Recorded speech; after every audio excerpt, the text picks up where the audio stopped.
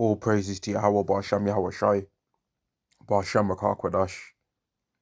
Double honors to the apostles and the elders of Great Millstone, and Shalom to the elect to the nation of Israel. This is going to be a lesson on how your whole life has been in vain if you don't understand this prophecy. All right, this prophecy that I'm going to read right now, everything you've ever did in your life was in vain if you don't understand what this is talking about, right?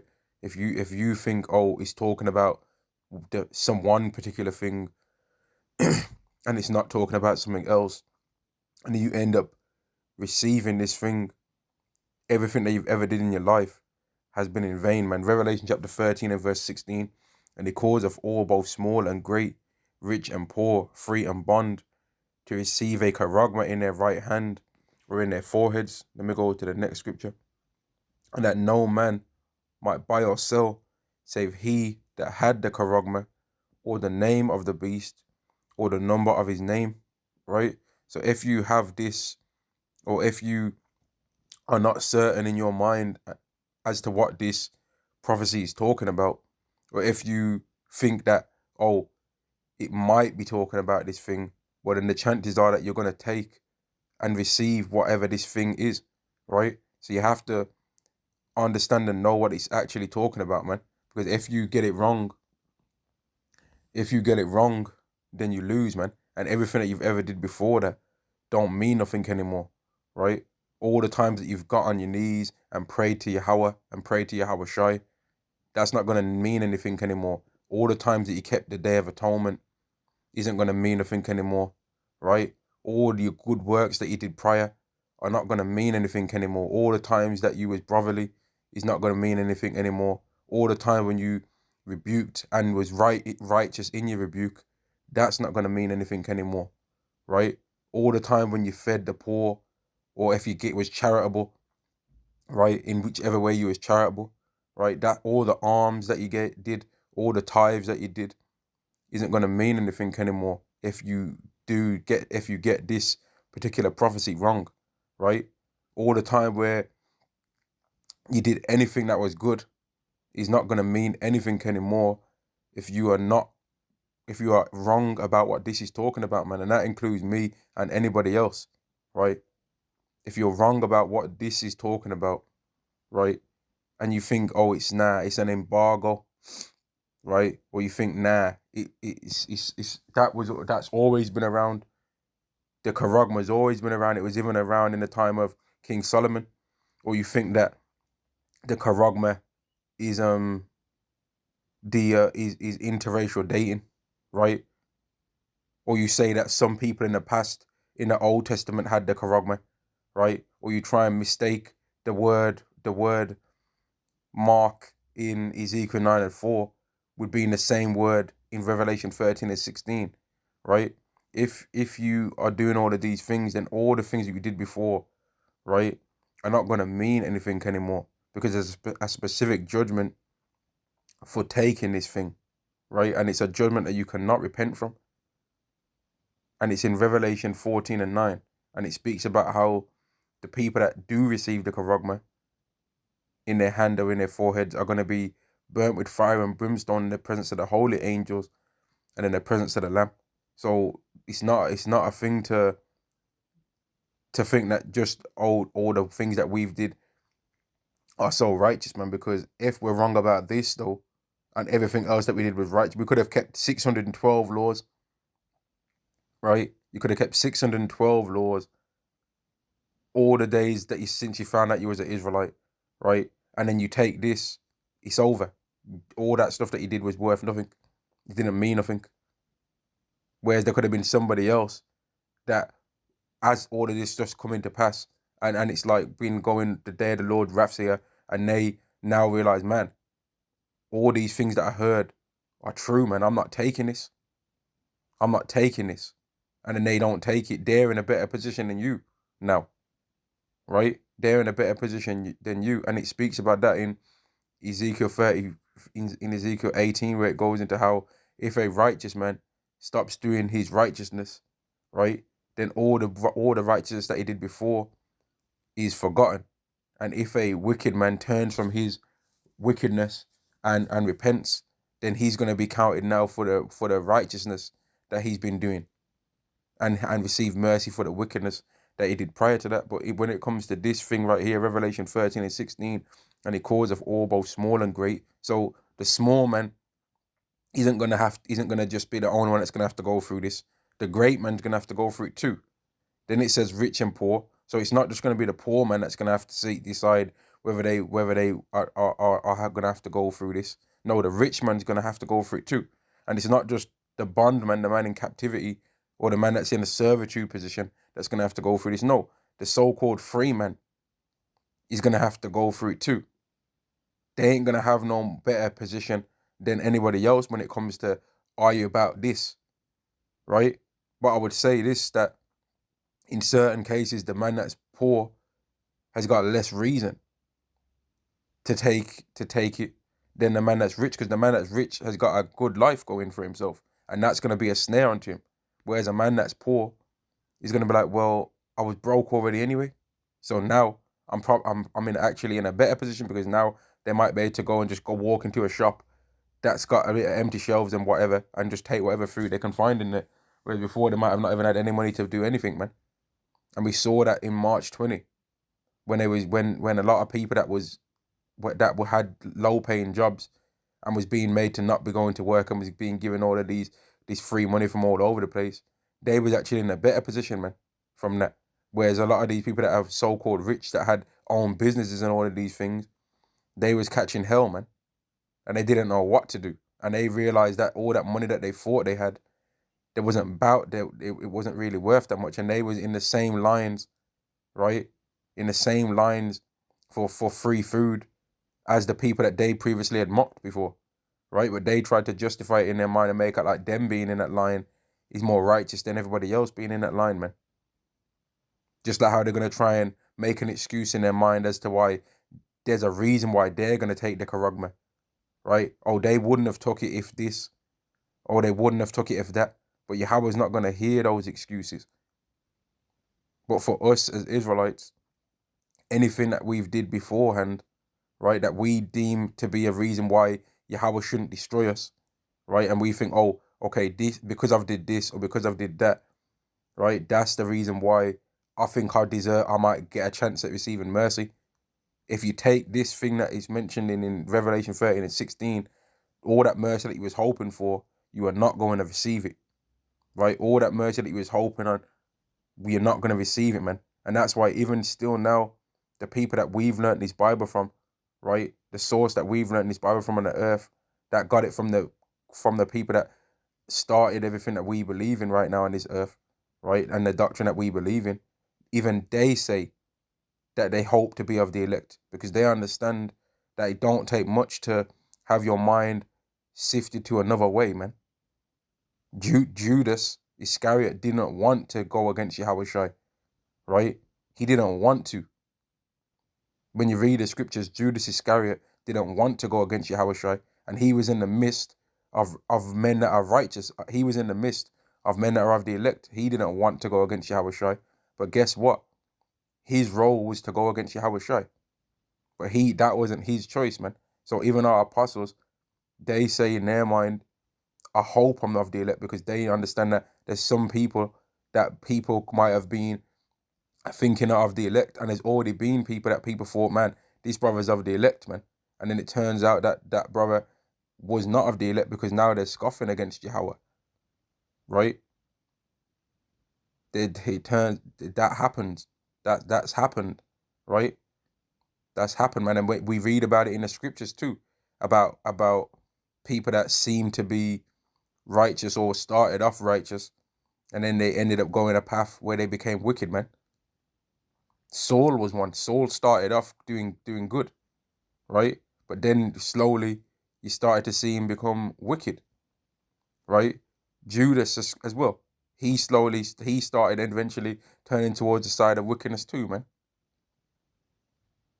And that's why it's not a thing to get too hype about anything that we think of our works, because if you're wrong about this, or if you take this and you start deceiving your mind, yourself in the mind, or you get deceived in your mind thinking, nah, it can't, maybe it's not this, If you start thinking that, maybe it's not the C hip, right? Maybe it's not the NFC, right? Maybe it's not the NFC C hip. Maybe it's not the RFID C hip, right? And then you end up going through with it. Well, then you're not of the elect anymore. That the guessing game of whether you are or whether you are not of the elect is over, right? Because right now it's kind of like you look at the characteristics of what somebody of the elect might be, and you're like, well, this person might be because they're doing this, or this person, I don't know if he is because he maybe ain't doing that, or he ain't doing this, or he ain't doing that, or she ain't doing this, or she ain't doing that, right? And it's kind of a guessing game based on spiritual things. But anybody that takes this is not, and the guessing game for that particular person is over at that point. And when it gets to the wire of who is and who isn't going to take this, everyone's going to be in a mindset of, I'm not taking it because I care about my salvation, man. And it ain't going to matter for a person of the elect who takes it, right? They could see every single family member, every single one of their family members that they've ever known being forced to take it, and then they all end up giving in and taking it, and they'll still stand on by themselves, man, and say, I'm not. So you're gonna have to pull out that guillotine on me because I ain't taking it. That's the kind of things that's gonna be happening, man. Revelation 20 and 4, right? Revelation 20 and 4, when it speaks about, and I saw the souls of them that were beheaded for the witness of Yahushua and for the word of Yahweh, and which had not received the charagma in their right hand or in their forehead, man. They're not gonna take that to the point where they're gonna have to be beheaded because they're gonna be considered a rebel against the image and against the system and against the society that Esau is trying to build, man, which does not involve righteousness in there. It involves people that are wicked. And for all these people of the world that they have these opinions and all this stuff, and there's truthers and they're so-called red pill, oh, this woman ain't this, these women ain't this, these women ain't that, and all of that, yeah. But they're still gonna, a lot of those people are still gonna be taking it anyway because they still like the money side of this society, though. They're still down with all the cryptocurrency and all of that kind of stuff. They still like that kind of stuff. They still think that they don't have a problem with that. That there's money out there, that there's a currency that's out there that exists, that one day can be worth $1,000, but then tomorrow it can be worth 10,000, and then 2 years from now could be worth 20 or could be worth 200. You just never know. It's like a Russian roulette with your finances. They're happy with that kind of society.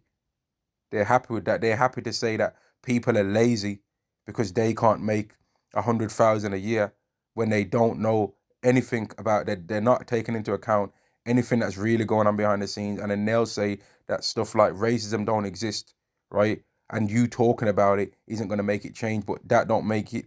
Talking about it is a thing that should be done if you're going to talk about something, right? Because you not talking about it is going to just make you, it's not going to go away from you not talking about it. And that's against the scriptures, because the scriptures speak about sighing and crying for all the abominations that are done in the midst thereof. And us as Israelites not having our own industry in any category, even though we build up all of these things, is an abomination, man. Just imagine if the Israelites owned the music industry in general. How much of a better way that they would be able to live now. I ain't trying to say that we're supposed to be building nothing in this society, but just off that, right? Just off that, the Israelites would have been able to go into loads of other things, man. For example, I remember reading that Michael Jackson was once upon a time gonna buy Marvel, the whole Marvel company, right? And had plans to like make action figures and comic books and all of these things and TV shows and all of this stuff and everything that he had said he was gonna do, right? He didn't end up getting the deal, but everything that he said he was gonna do, they eventually ended up doing that, right? They eventually ended up doing those things. So all these people trying to say that, just saying racism don't exist and all of that, they don't know what they're talking about, man. They just want us to be simpletons because they don't want to have to give up anything that they've made in order for things to be fair. And that's why Yahweh's going to send Yahweh Shai back, and then it's not going to be fair. But it's not going to be fair to a destruction of their society, because we're going to have a better portion than them, and they're never going to be able to have the things that we have, right? So really, we don't want equality, man. Really, as Israelites, we don't want equality. We want what we have been promised to receive, man, which is the rulership of this world. That's what we want. But we can't get it in the good way with everlasting life, rather than with shame and contempt if we take this. Because every single Israelite, let me say this, man, every single Israelite is going to get the kingdom, right? Every single one of them, they're going to be reincarnated again through the men that were of the elect, right? Through the men having children with the women that are going to be of the elect, and then you're going to become part of the lineage of whatever men survived, man. But you being born back again are going to receive the kingdom with shame and everlasting contempt, because you're not going to have saw certain things and been a part of certain things in the rebuilding of our nation forever. And that's a beautiful honor to have, man. That's a beautiful honor to have, but you can't receive it in the glorious way if you take the karagma. You're going to receive it with shame and contempt. And every single day, every single year, when that Jeremiah 23:7, for it shall not be, behold, the days come that it shall no more be said that Yahweh liveth, which brought up the children of Israel out of the land of Egypt, but Yahweh liveth, which brought up and which led the seed of the house of Israel out of the north country and from all the other places that they dwelt, right? That they dwelt, the seed of the house of Israel from all the other places that they dwelt. Roughly, he says roughly that. That's not going to be a thing that you're going to be able to have a same glory in as somebody of the elect, man, if you are wrong about this prophecy. If you're wrong about it, man. A person that's been glorifying in their leader and in their leader, right? That's their main teacher on the earth. They ain't gonna be, when it really goes down to it, things, they ain't gonna be worrying about their leader in that time, man, because their leader is gonna be having to worry about his own self in that time. He's gonna have to be making sure that he's on point so that he don't take it, man. And that goes into the parable of the 10 virgins, man. 5 wise and 5 foolish, right? You're not gonna want a wise virgin isn't gonna be caring anything about what the foolish virgin's got to say in that time. They're gonna be like, man, I ain't got the time to deal with you to make you be strong in your faith, because I got to make sure that I'm on point with what I'm doing, man. And in that particular time, any little thing that you might do could cause you to just turn your spirit to be like, nah, you're taking it, man. I'm not accepting what you did just then. I'm making you take it. For example, if in the time of all hell breaking loose, somebody was to commit some kind of adultery, right, with another man's wife, that don't mean that you're allowed to now start sinning in certain degrees like that, because it's all hell's broke loose now, so I'm allowed a little bit of adultery here and there. No, or it don't mean that you haven't ate for a day, and now you stumble upon a place and there's some swine there, so now you can eat swine because it's all hell breaking loose. No, Yahweh might say, you know what? Since you ate that swine, I'm gonna cause you to stumble upon a situation that's gonna cause you to take the karagma, man. Or you might bear false witness, anything. Don't the scriptures say, and wisdom and knowledge shall be the stability of thy times, and strength of salvation. So because we know all of these things in the scriptures, we're gonna be above all of these other people, man. They ain't gonna be knowing what the hell is going on. They're gonna be thinking that it's an alien invasion and all of these kind of things when it's going down. They're gonna be thinking that, oh, this will pass. Oh, nah, it's all gonna go back to normal. Not knowing that while all hell's breaking loose and the karagma's coming and World War III's taking place, that Yahweh Shai is also being prepared for when them ICBMs get shot to show himself to the world. But there's some of these idiots in the world are gonna be thinking, oh, it's gonna get better. No, the society always goes back to normal. This kind of stuff happens every 8 years. When the society's financial system crashes and the stock market goes down and all of that, right? Some of these people are still gonna be thinking, oh, it always goes back. It'll go back up, and they're gonna be trying to think they can try and buy the dip and all of them stupid terms, man. They're gonna think, oh, I'm gonna buy the dip. Oh, I'm a buy when things are low and all of that. No, there's gonna come a time when this ends, man, for good, and the new kingdom's gonna be built. 2nd Ezra chapter 6 and verse 9. For Esau is the end of the world, and Jacob is the beginning of it that followeth, man. So there's gonna come a time where Yahweh is gonna make the end of Esau and build our thing up. And it's coming and it's gonna begin with, well, it's already begun, but it's gonna really start kicking into effect when this prophecy comes to pass, man. Right? That's when people are gonna know, man, it's not a thing to be joking about anymore. When that lockdown came, people wasn't playing around no more, man. And all these people was all of a sudden trying to be a bit righteous. The people that normally eat pork, right? And I was in one of the stores, man, on the very first day when they said, okay, from tomorrow, everything's gonna change. And I was in one of the stores, man, seeing all these people lining up and queuing up, right?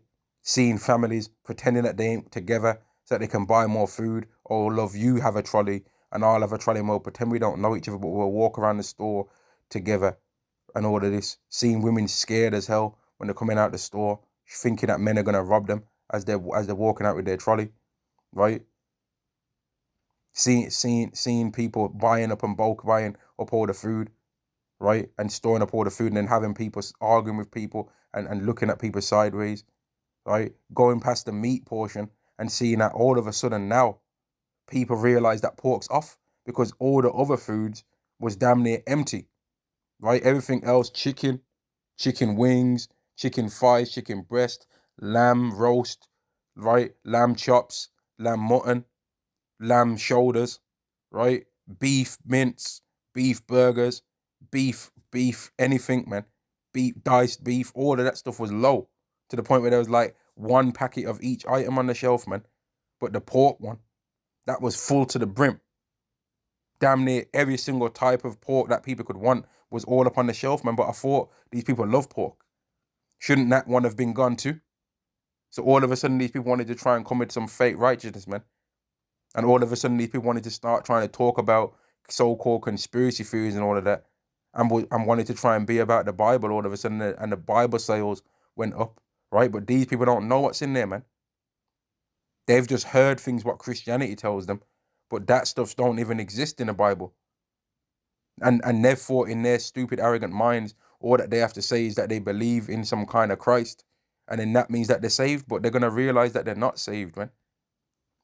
They're gonna realize that they too are gonna have to go through with the decision on whether they do or do not want to take this thing.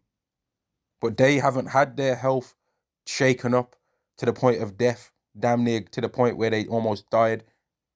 They haven't gone through them things. They haven't gone through receiving sleep paralysis and all of these things. They haven't gone through their family trying to turn against them because they want to now be righteous. They haven't gone through their family thinking that they're insane, right? They haven't gone through having people laughing at you, right? They haven't gone through people trying to mock you or people trying to accuse you of being some kind of, you know what I mean, some kind of some kind of wickedness, man. They haven't gone through that kind of stuff. They haven't gone through no kind of spiritual battle to prove to Yahweh that they are going to make the decision of, I'm not going to do this against you, Lord. They haven't gone through that. They've just been doing whatever the hell they want to do. So those kind of people are going to be the kind of people that this thing was made for, right? Those are the kind of people that Revelation 13 and 16 is even been invented in the first place, man, so that they can be confirmed with proof, a physical proof that, yeah, these people do not believe. And that's why all of those types of people are going to be getting that sore spoil, man, that grievous sore that he speaks about for all the people that are going to take this. So that if they try and say, oh, I never took it, we're going to be able to see on them, right, through the sore that they're going to receive, you're a damn liar. I can see that you took it because you've got the same thing on you that all these other people have got that did take it. And it ain't going to be no embargo talk going on then. There ain't gonna be no one saying, "Oh, it was an embargo" and all of that. It's not gonna be no talk of no embargo or no talk of it's interracial dating, right? Or no talk of, oh, it's religion. It's religion that's the reason why you're doing this, when there's so many different religions on this earth, right? And Christianity is one that most people say that they're Christian, but then they're doing all kind of things. There's so many Christian hybrid variations out there, right? But then there's all these other people that are wicked too. So you're trying to say that them people are gonna have to try and are gonna be converting back to Christianity, and then that means that they've got the charagma? No, that's not true, man. Charagma means a cutting into the flesh, man. And what procedure have we seen on this earth that involves a cutting into the flesh, that then when it's completed, you receive something that can allow you to buy or sell? There's only one. And all the technology that's taking place on this earth is being made to bring that process in, and to bring a society that allows that process in, man. And there's a few films that people can watch to see these things. There's I believe there's one movie called 666, The Mark Unleashed, right? Then there's another one called In Time that shows the type of society that these things will entail, man. And there's several others, but I just can't think of none of them off the top of my head right now. And I didn't even plan for this video to go this long, but all the things that you did previously don't mean nothing, man. This is gonna be to refuse this, right? You're gonna need to give the most strength and the most spirit to anything that you ever gave in your life, man. Right? If you're being beat to try and make you receive it, you ain't gonna be having to worry about no ego of, oh, I gotta look strong and tough.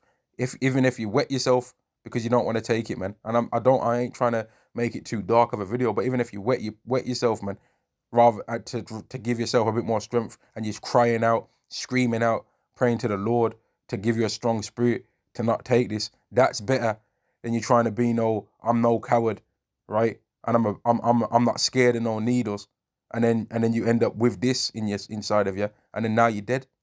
Now you're gonna die because you wanted to try and make it be a thing about being a tough guy, when it really comes to that mighty man spirit anyway, man. There's so many different aspects of all that mighty man being a tough guy spirit that really there's no such thing as just a one overall tough guy in this world, man, because time and chance happens to all men, right? On any given day, two different men meeting each other in a carnal matter can go several different ways, man. Wisdom's the best thing, and it's wise for everybody that believes in the Lord to make sure that they believe what this is for themselves, man. Because if you take this thing, if you're wrong about this, it's over for you. If you're wrong about what the charagma is, if you're wrong about what Revelation 13 and 16 is talking about, everything that you've ever did before in your life was not of no value, man. In the grand scheme of the whole reason why humans exist on this earth, especially the Israelites, right? All the time when you went to the gym, all the time when you went to college, all the books you read, all the scriptures that you learned when you were sitting down, making markings in your scriptures, making all the books that you had when you was reading, making subheadings, titles, and finding all the scriptures, 20, 30 plus scriptures to make you be stronger in your understanding of the Lord, and putting these scriptures on different topics and realizing, man, wow, this book is everlasting in its wisdom that you can receive from it. All of that's not going to mean nothing, right? None of that's going to mean nothing. All the time when you was brotherly, that's not going to mean nothing. All the times when you was sisterly, that's not going to mean nothing. All the time when you was humble, that's not going to mean nothing. All the time when you fought against evil spirits and overcame things and purged out wickednesses in yourself that you didn't like, that's not going to mean nothing, right? All of it is not going to mean nothing if you're wrong about this, or if you know what this is, but you end up still for some reason receiving this, man. And that's why all of our strength is being built up to refuse this. All of our spirit is ultimately being built up to refuse this. And in the time when this is being pushed out there, it's best to use all your strength and all your energy to refuse this, man. Even if it means the Revelation 20 and 4 is going to be including you as part of the people that are going to be fulfilling that, man. Because there's also going to be people that are not going to be fulfilling that and that are going to be receiving salvation out of certain situations that they're going to be in, man. But it's a real one, man. I see a real serious thing to where a lot of people probably heard about what this is, what Revelation 13 and 16 is really talking about, even before that they knew that they was an Israelite. I know that I did. I know that I personally, not to try and make it about me, but I personally have known about what the Revelation 13 and 16 is talking about before I even knew what an Israelite was, man. Before I even knew anything about that we were the Israelites, definitely. And before I even knew about any curses in the Bible, before I knew about the name Yahweh or the name Yahweh Shai. So anything that you've did prior, I'm gonna say it again, anything that you've did prior that you think, man, yeah, because I've did this stuff, that could be a reason why Yahweh has mercy on me. All of that's gonna mean nothing, man. All of it's gonna mean nothing for anybody. It don't matter who you are. Anybody that takes this, anything that they've did prior is worth nothing. Right? It's gonna actually be worth nothing, man. And Yahweh's not no longer the hope and of mercy for you. If you're wrong about this, right, is now void. It's gone. The chance of you receiving mercy is now gone. You're not, a space in a chariot for you does not exist anymore. Right? You getting beamed up. Don't worry about getting beamed up. Just worry about being born back again in the kingdom through your mom and your dad. Right? Just worry about getting the kingdom through everlasting shame and contempt. Because if you take this, if you have the charagma, right, it's over for you now. It's over. And all the things that you did before mean absolutely nothing, man. Right? And I'm gonna end the lesson there. Shalom.